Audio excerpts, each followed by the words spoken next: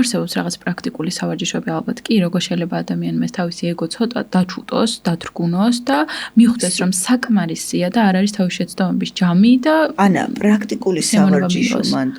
არ არის თვალები გაახილე და ეგოს ეგრევე დაჩუტავ რა. სულ ვამბობ, რომ ეხლა ორჯერ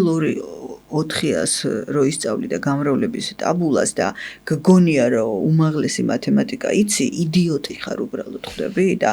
რეალობა დაიწყე ცოტა. რაც უფრო ბევრს კითხულობს ადამიანი და ბევრს ეცნობა, უფრო ვარდება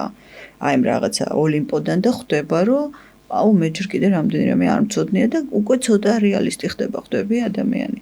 და არ დაჩუტავს და დაგაჩუტინებს ცხოვრება შენ ყოველთვის დაინახავ რომ ვიღაცა შენზე გონება მახვილი გამოდგა იმ საკითხში ვიღაცა სწრაფი იმ საკითხში ვიღაცა უფრო ანალიტიკური იმ საკითხში ხვდები და შენ თუ ამ შედარებებში ხარ შენ დაიკარგები